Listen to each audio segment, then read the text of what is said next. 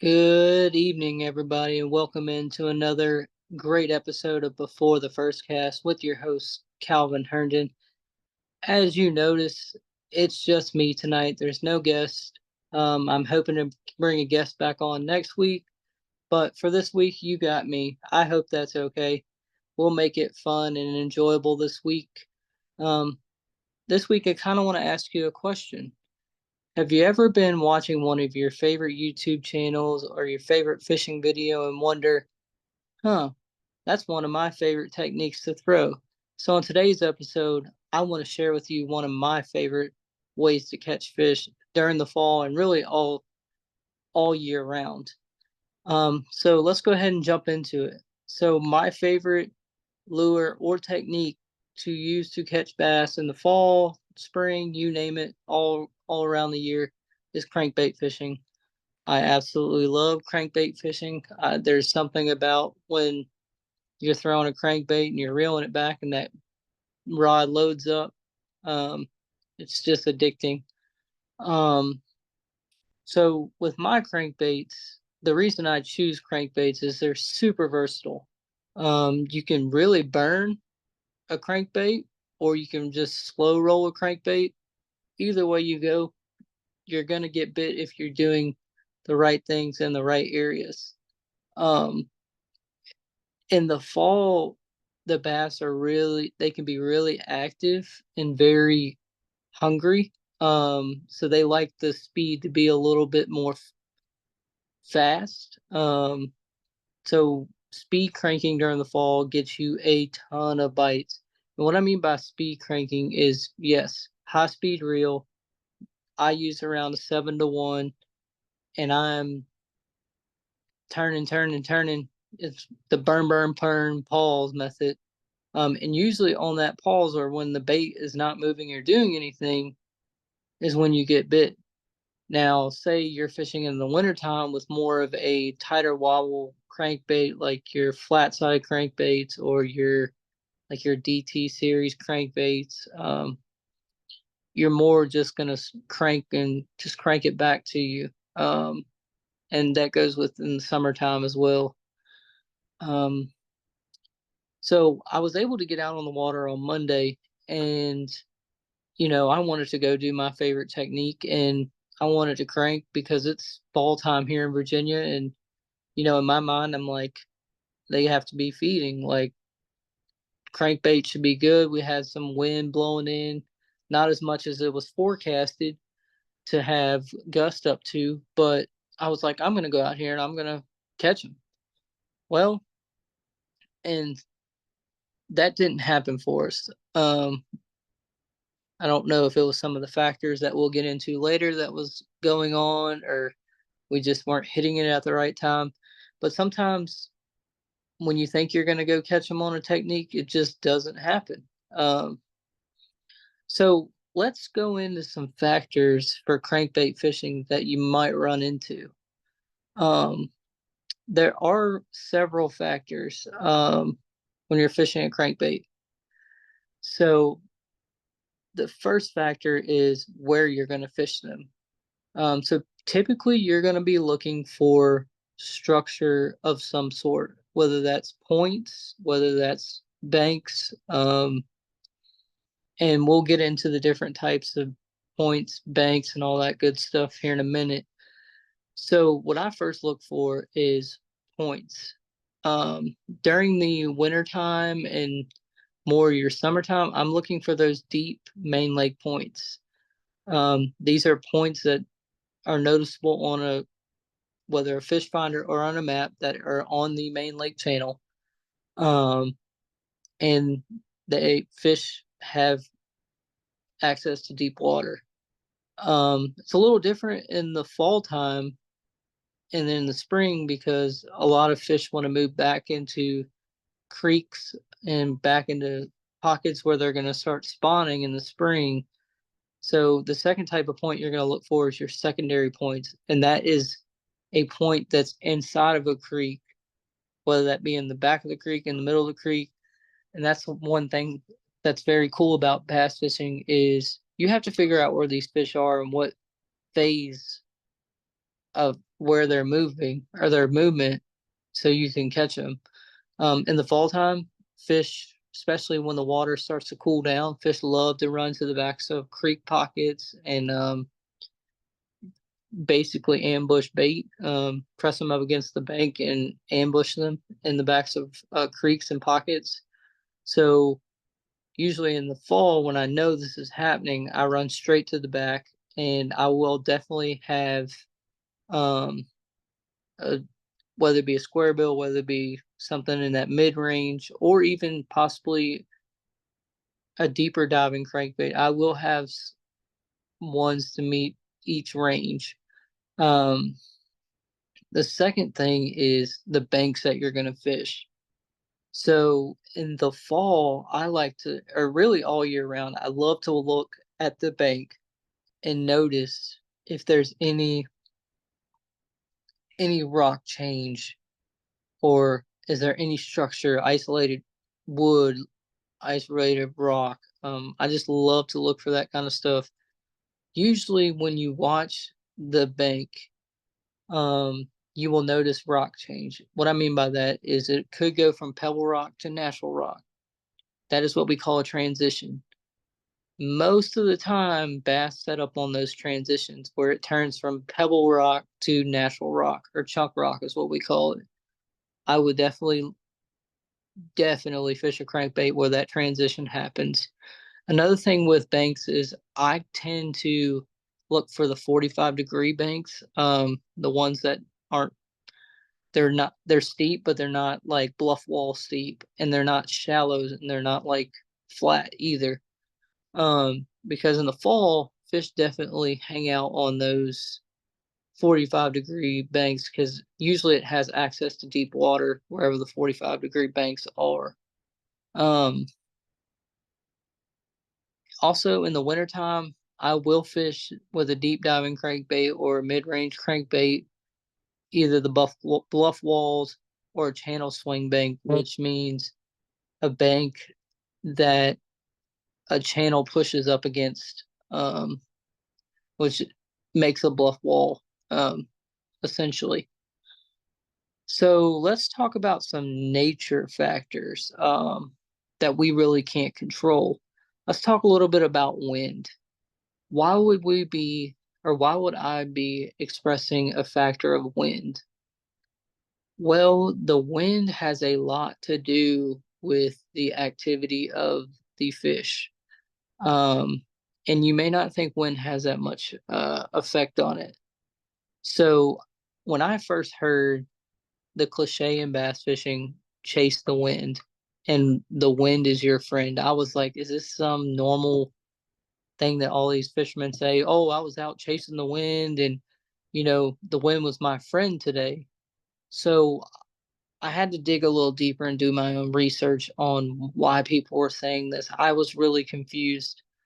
So doing my research, I did not realize how much wind had to do with the behavior of fish, and what happens when the wind is blowing on top of the surface, what's happening at the bottom of the surface of the water. So after doing my research, I did not realize this, but wind actually draws up current. Current on top of the water, yes, but it also stirs up current on the bottom of the water as well, or in the middle column of the water as well. I did not realize that. So now when I see ripples on the water and it's hitting a bank, and I'm like, oh, well, I know what's going on there now.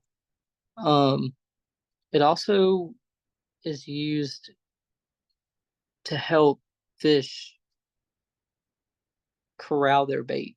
So when the wind is blowing, basically the bait fish are getting blown up into the rocks. And what will happen is bass will nose up to the, or get parallel to the rocks. And once that bait gets pushed up into the rocks, they ambush it and they eat it. Um, that is where you're going to see most of your active feeders when you're bass fishing, is when the wind is pushing that bait into the rocks and the bass are just ambushing them. Um, Another thing is, what do what does everyone that lives in the world or on Earth need? We need oxygen, right?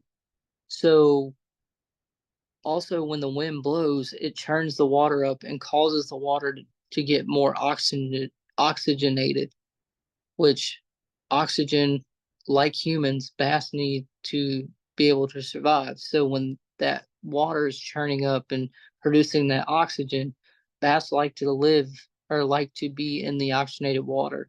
So you're more in tune to find bass hanging around windy points when that water's getting stirred up and that oxygen is getting produced. Also, wind can be your friend because it can camouflage your lure and make it look more realistic in the water. Because bass really don't get a good, when it's windy, they can't get a really good look at your bait. So say you're throwing a top water and all they can see is the ripples on top of the water or feel the vibration. They can't tell if it's the difference between a real fish or a real bait fish and your bait. It kind of hides the colors and stuff of your bait as well. Um, the last and final piece to the puzzle about the different factors that you have to consider when crankbait fishing is matching the hatch. So I know this is kind of a myth in bass fishing that you always have to match the hatch, and I'm going to go into discussing that as well, because I think there's different times and places to match the hatch. So for me, in the fall time, I want to be a little different. Um, yeah, I know that sounds really weird to because you hear in the fall you want bait fish colors, you want to match the hatch, you want the bass aren't going to eat your lure if it doesn't match a bait fish. So what I've found when I'm fishing a crankbait is that the more bold your crankbait is in color or in sound, the better, the more often you're going to get bit, and the better ratio of bites you're going to get. Why that is because you're setting your bait apart from the different fish they've been bait fish they've been accustomed to. Whether that be a color scheme. I know in the fall when it's really good, I love using Fire Tiger. It's something about that red chartreuse color that just makes them go crazy. Um, I just That's one of my go-to colors. Now, if they're definitely keying in on baitfish, of course I'll throw a baitfish color um, crankbait. That's why I believe orange and brown crankbaits work super well this time of year because some bass are just so focused on the monotony of the baitfish rolling around that when they see a brown or red crankbait roll by, it's something they don't normally see. They think it's a crawdad and they want a bigger meal than just that small bait fish, so they're going to attack that as well. Um, Another way you can be different when fishing a crankbait is the sound of your crankbait. There's so many different crankbaits on the market today, but all of them have a different sound from each other. Whether that be a one knock sound, maybe it be a silent crankbait, or maybe it has a lot of those BBs in it that make a loud knocking noise. There's so many different sounds, and you really just have to figure out what that day the bass want to hear. Some days they don't want to hear anything. They want silence. Some days they want it real subtle, where it's just a little one knock. Or some days they just want it erratic and loud and to go get it. Most of your loud, big, obnoxious crankbaits you want to fish in dirty water. But I've seen it catch them in clear water too. So I guess it's just whatever the bass really want that day. Um, Another one for me is adding a little flash to your crankbait. Now this is a little sneaky thing that I've been trying to put into my arsenal. You can actually put blades on. They make treble hooks that have blades on them, and if you put it looks like a spinnerbait blade on a treble hook, and you put it either on the front or the back of your crankbait, it looks like a tail spinner, but it's not. It's adds that extra flash to set your crankbait away from all the other bait fish you're coming through. So they're more in tune to see that flash and want to eat your bait. Um, Now that's a sneaky deal. I don't want anybody out there, going and taking my ideas. The next is changing the size of your crankbait. I know you're probably thinking size, yeah, bait fish, we get it. But if you match the hatch with the size, you can get a lot more bites. Most people, especially in the fall time, think, oh, you need a smaller size crankbait in the fall. I've caught a lot of fish on a big 2.5 crankbait, or just a I mean, just a big crankbait. Some fish are looking for that bigger meal. That's just what they're after. They're tired of eating the monotony of the small bait fish. They're not getting full, and when they see this big old thing coming through, they're like, "Oh, I'm gonna get that." Or a big orange and red crankbait, and they think it's a big old crawdad, and they want that. Um, and the last thing is your retrieve, and I kind of alluded to this earlier, but it's super important to be able to change the cadence of your bait or your retrieve of your bait. Um, some fish are very finicky and like they want it just that monotonous, just turn of the reel. What I do is when I throw it out there, I'll usually twitch it first just to get that initial little kick, different motion, direction, and then I'll burn and I'll pause, burn, pause. Because in the fall, I'm speed cranking. These fish are aggressive. These fish want to eat. If they want your bait, they're gonna come get it, and they're gonna smash it when they get it.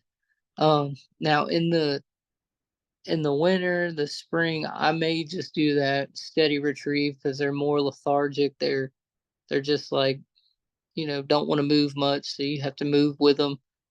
Um, but as you go out this fall, and if your thing is crankbait fishing, try some of these techniques. Try these different, you know, speeds, different size baits, different. Add some flash to them, different colors. Be bold. Also taking consideration the factors of the wind, the factors of where you're fishing, whether it's a point, whether it's a secondary point in the fall or in the backs of pockets. Um, just think about everything that goes on with fishing a crankbait and be different. Don't just be stuck in the monotony of, oh, I'm just gonna sit here and just wind this thing back. Give it a little twitch, give it a little stop and go. Majority of my bites on a crankbait come when it's stopped. When I'm burning it and then I stop it, and then I try to burn it again, and my rod loads up. Um, Believe it or not, it works. I don't understand it, but it works. I don't know how to explain it. So the next time you go out and you're crankbait fishing, try some of these things. Also, guys, if you like this content, feel free to like, comment, follow us on the basscast.com. And if you please let us know, comment if you like this kind of just me sitting here talking about what one of my favorite tactics are. Um, and next time, guys, I hope to have a guest for you. Actually, I know I'll have a guest for you. But until next time, have a great Friday. Hope this tip works. Go out on the water this weekend and burn them up with a crankbait. And we will see you guys next week on Before the First Cast. Later.